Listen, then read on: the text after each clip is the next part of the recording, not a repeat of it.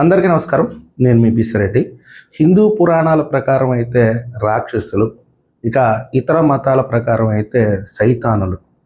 వీళ్ళు ఏం చెప్పేవాళ్ళంటే, మేము దేవుడి కంటే బలవంతులమి, గొప్పవాళ్ళమి. దేవుడు మీకు కనపడడు, మేము కనిపిస్తున్నాము. మమ్మల్ని ఆరాధించండి, మా నామ స్మరణ చెయ్యండి, మిమ్మల్ని ప్రోత్సహిస్తాం, అనుగ్రహిస్తాం.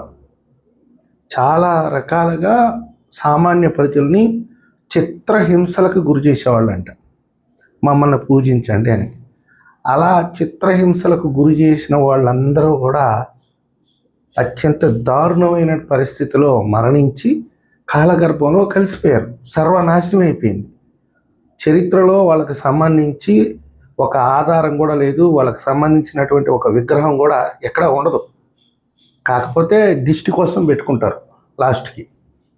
అయితే ఈ మధ్య జగన్మోహన్ రెడ్డి గారి జన్మదిన వేడుకలకు సంబంధించి కొన్ని వీడియోస్ బయటకు వస్తున్నాయి. సోషల్ మీడియా కమ్యూనిటీ గైడ్లైన్స్ ప్రకారం ఆ వీడియో ఎవరన్నా పోస్ట్ చేస్తే వాళ్ళ పేజెస్ ఎగిరిపోతాయి కాబట్టి ఎవరు పోస్ట్ చేయట్లేదు. వాట్సాప్లో వైరల్ చేస్తున్నారు బాగా కొంతమందికి. ఆ వీడియోస్ చూసిన తర్వాత నాకు అనిపించింది ఏంటంటే, జగన్మోహన్ రెడ్డి గారు కూడా నేనే దైవాన్ని అనుకుంటున్నాడేమో. వాస్తవంగా చెప్పాలంటే జంతు బలిని నిషేధించేశారు. హిందూ ధర్మం ప్రకారం కూడా సనాతన ధర్మంలో కాలానుగుణంగా కొన్ని మార్పులు చేసుకుంటూ వస్తారు. అదే ఎప్పటికెప్పుడు కూడా సనాతన ధర్మం అనేది ఆధునికంగా ఎందుకు ఉంటుందంటే, ఒకప్పుడు ధర్మం అయింది, ఇప్పుడు అధర్మం, దాన్ని మార్చేసుకోండి అంటే కాలానుగుణంగా మార్పులు చేసుకుంటూ వస్తారు. అందులో భాగంగానే ఈ జంతు బలుల్ని నిషేధించేశారు. ఎవరో 100కి 1 ఒకరు అర, అది కూడా కుటుంబ పరంగా వస్తున్నటువంటి సంప్రదాయాలని వదులుకోలేక ఎక్కడో గ్రామం బయట ఉండేటటువంటి గ్రామ దేవతలకి, గ్రామ శక్తులకి, అది కూడా ఇప్పుడైతే ఏం చేస్తున్నారంటే ఆ పొట్టేళ్ళని ఎక్కడన్నా బయట కొనుక్కొని వాటిలన్నిటిని క్లీన్ చేసేవాళ్ళు, కట్ చేసేవాళ్ళని తెచ్చుకొని అక్కడే చేర్చుకొని అక్కడే తినేసి ఆ మాంసాన్ని కూడా ఇంటికి తెచ్చుకోవట్లా.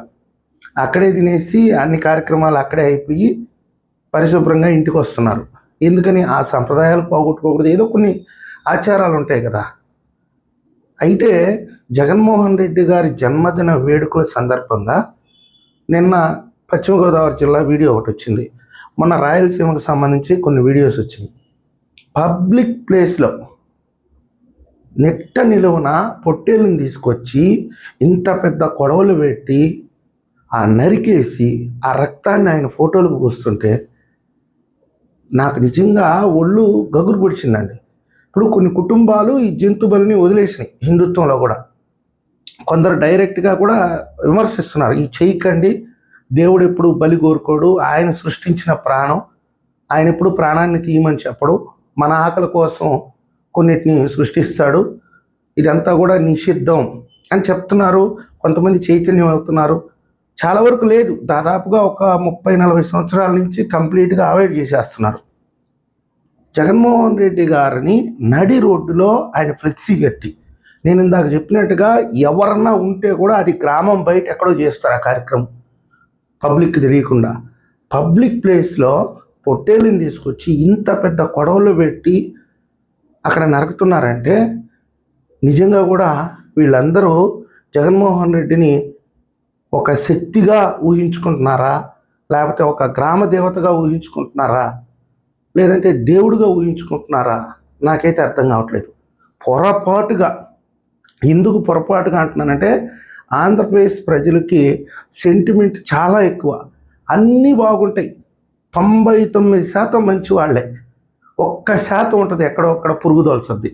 ఆ పురుగు ఏదైనా తొలిసి రేపు 2029లో జగన్మోహన్ రెడ్డి గారు కానీ ముఖ్యమంత్రి అయితే పరిస్థితి ఎలా ఉంటుందో కళ్ళకి గట్టినట్టు చూపిస్తున్నారు. ఏ పార్టీ వ్యక్తి అయినా కావచ్చు, మండల స్థాయిలో, గ్రామ స్థాయిలో, నియోజకవర్గ స్థాయిలో, జిల్లా స్థాయిలో ఎవడన్నా పొరపాటుగా తెలుగుదేశం పార్టీ కార్యకర్త రోడ్డు మీద కనపడితే ఆయన ఫ్లెక్సీ ముందు తీసుకుపోయి అలాగే చేస్తారేమో. నాకు నిజంగా ఆందోళన కలిగిస్తుందండి, భయం వేస్తుంది నిజంగా చెప్పాలంటే. ఇలాంటి వ్యక్తుల మధ్య మనం బతుకుతున్నామా అంటే, వాళ్ళకి అంతర్గతంగా ఏదైతే కోరుకుందో దాన్ని వాళ్ళు జంతువుల మీద చూపిస్తున్నారు.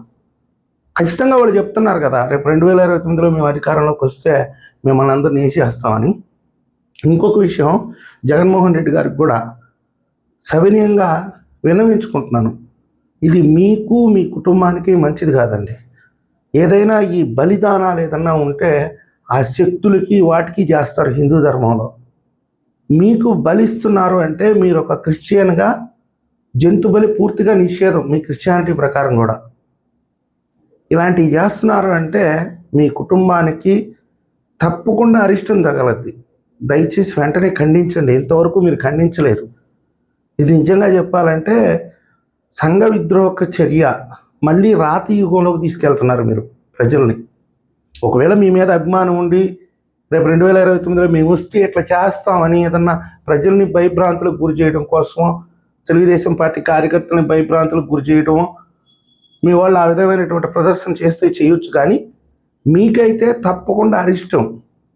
మీరు నిండు నూరేళ్ళు సుఖ సంతోషాలతో ఉండాలి, మీ బిడ్డలకి మంచి భవిష్యత్తు ఉండాలి, మీరు ఎప్పుడు కూడా రాజకీయంగా మాకు ఎదురుగా ఉండాలి. కానీ ఇలాంటి చర్యలకు పాల్పడితే ఏ భగవంతుడు క్షమించడు. దయచేసి అర్థం చేసుకోండి.